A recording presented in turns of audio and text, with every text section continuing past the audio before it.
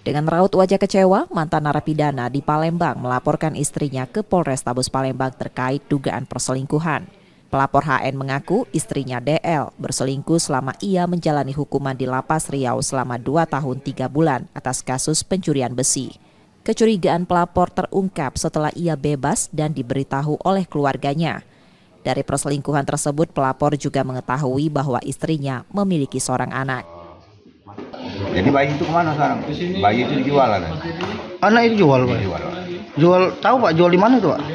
Kalau keterangan dari ayahnya dengan kawan ayahnya dokter, tapi alamat aku tak tahu. Tidak tahu, tapi dijual, Pak. Dijual. Berapa bulan umur, Pak? Pokoknya lahiran itulah. Langsung dijual. Berapa, Pak, yang dengan berapa juta, Pak? Kalau laporan dari anakku nih kan, mamanya ngomong 5 juta. Dijual, Pak. Itu hasil hubungan dia dengan yang selingkuhan. Betul. Saat ini laporan pelapor sedang ditangani oleh pihak kepolisian di Polrestabes Palembang.